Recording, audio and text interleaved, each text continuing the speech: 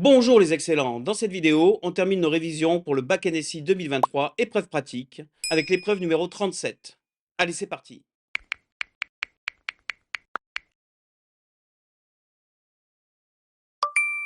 Alors, je te rappelle que toute la semaine, j'ai également traité des sujets tous différents de cette chaîne YouTube sur ma chaîne TikTok, donc tu peux aller t'abonner. Exercice 1. Écrire une fonction recherche qui prend en paramètre ELT en nombre et tab un tableau de nombres et qui renvoie l'indice de la dernière occurrence de ELT dans tab si ELT est dans tab et renvoie -1 sinon. Et après, on a une série d'exemples. Alors, on a déjà traité dans la semaine quelque chose de similaire. Il s'agissait de donner l'indice de la première occurrence. Ici, on nous demande l'indice de la dernière occurrence. Donc il y a une petite subtilité, on va traiter ça. Donc, déjà, le nom de la fonction, donc recherche, qui prend en paramètre un nombre ELT et un tableau de nombres tab.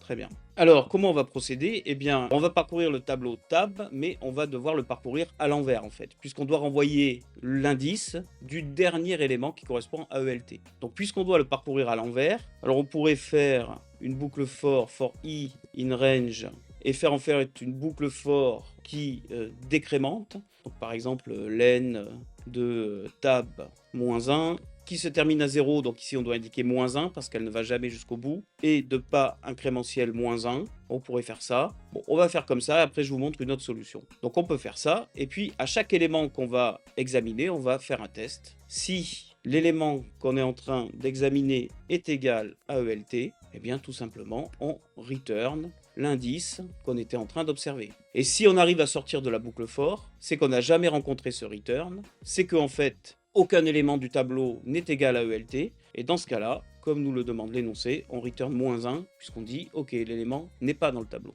Voilà, on va pouvoir tester avec les exemples qui sont donnés dans l'énoncé. Donc ici, j'ai copié les exemples qui étaient donnés dans l'énoncé, et on va lancer l'exécution. On doit trouver -1, 2, 0, 2, 5. -1, 2, 0, 2, 5. Voilà, tout fonctionne correctement. Alors, je vous avais promis de vous montrer une autre façon. Au lieu de faire ce range à reculons, on aurait pu aussi faire le range habituel, donc for i in range len tab. Mais ici, au lieu d'indiquer tab crochet i, d'indiquer tab crochet len tab -i. Et en fait, comme le dernier c'est len tab -1, donc len tab -1 -i. Pourquoi? Parce que du coup, quand i est égal à 0, donc le premier i c'est 0, on aura ici tab crochet len tab -1 qui correspond bien au dernier élément du tableau. Et quand le i sera égal à len tab -1, on aura bien le premier élément, puisque len tab -1 moins len tab -1, ça va faire 0, ce sera bien le premier élément du tableau. Mais à ce moment-là, bien évidemment, on ne doit pas return i, mais len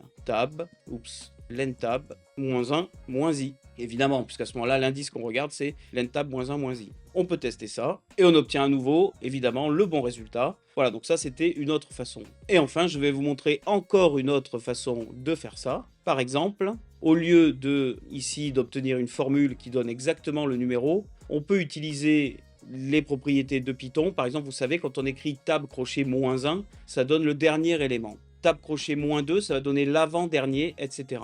Donc par exemple ici, on peut juste indiquer tab crochet -1 -i. Mais par contre, pour le return, là, on est obligé d'indiquer len de tab -1 -i, parce que l'entier qui va être retourné, qui est censé être la position, si on lui dit ok c'est -2, il ne va pas comprendre en fait. Donc là, je peux relancer l'exécution et on obtient à nouveau les bons résultats évidemment. Donc vous voyez, il n'y a pas unicité en fait de code. On peut programmer des fonctions qui font exactement la même chose avec des codes assez différents. On va pouvoir passer à l'exercice 2. Exercice 2, on définit une classe gérant une adresse IPv4. On rappelle qu'une adresse IPv4 est une adresse de longueur 4 octets, notée en décimale à point, en séparant chacun des octets par un point. On considère un réseau privé avec une plage d'adresse IP de 192.168.0.0 à 192.168.0.255. On considère que les adresses IP saisies sont valides.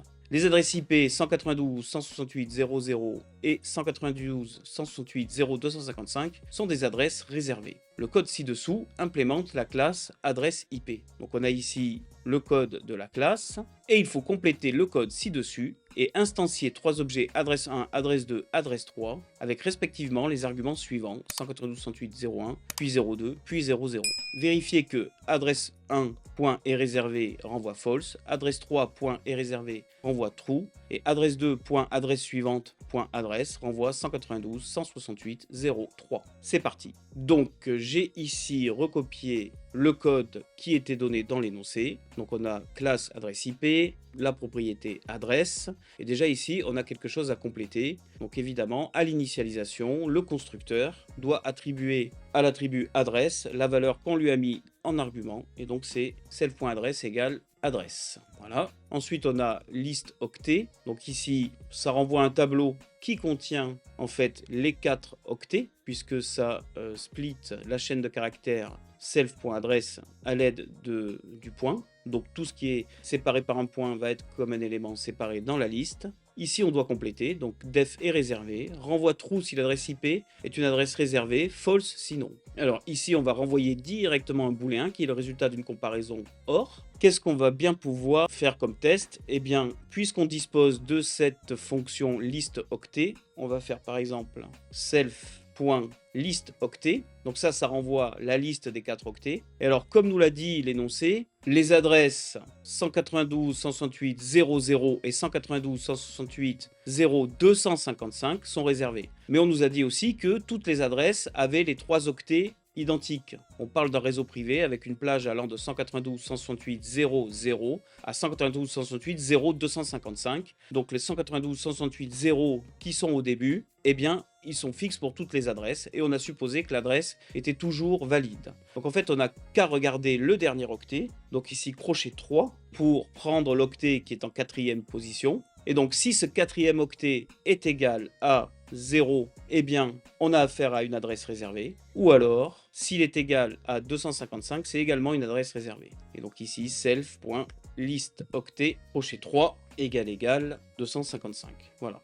Alors pour la clarté, on peut peut-être mettre des parenthèses ici, mais pour Python, elles sont un peu inutiles. Voilà. Donc si le dernier octet c'est 0 ou si le dernier octet c'est 255, ce return va renvoyer true, puisqu'effectivement dans ce cas-là, l'adresse est réservée. Ensuite, on a la méthode adresse suivante.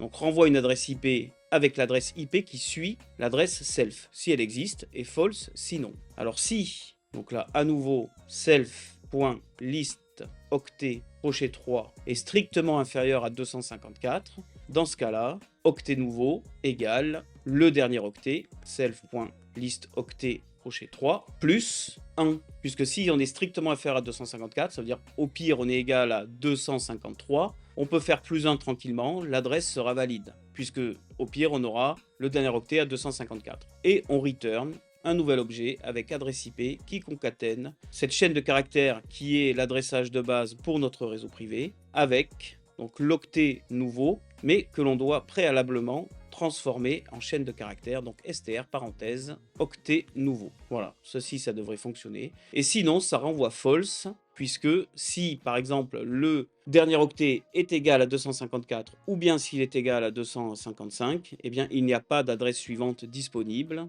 parce que la 255 est réservée et parce que la suivante 255 elle est hors du réseau privé. Donc ceci ça devrait fonctionner. Donc maintenant on va faire ce qui était prévu par l'énoncé. Alors, je nettoie un peu ça. Donc ici, ce bout de code, c'est pour créer les 3 adresses qu'on nous a demandé. Et puis ensuite, les vérifications. Voilà, donc les vérifications, j'ai recopié les 3 vérifications qui étaient demandées dans l'énoncé. On va pouvoir exécuter ça et voir si ça fonctionne. Donc on est censé obtenir false, parce que l'adresse 1 n'est pas réservée. Puis true, parce que l'adresse 3 est réservée. Puis 192.168.0.3 qui est l'adresse suivante de l'adresse 2. C'est parti. Voilà, on a bien obtenu false pour le premier, true pour le second et l'adresse suivante de l'adresse 2, 192.168.0.3. Ceci termine cette question et cet exercice. N'oublie pas que sur ma chaîne TikTok, toute la semaine, j'ai traité d'autres sujets, donc ça en fait 14 au total pour l'épreuve pratique. Donc tu peux aller réviser là-bas et t'abonner.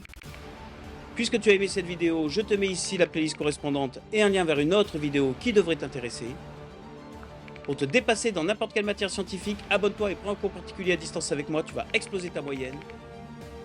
Et n'oublie pas, pour devenir excellent, c'est Lucien Prof.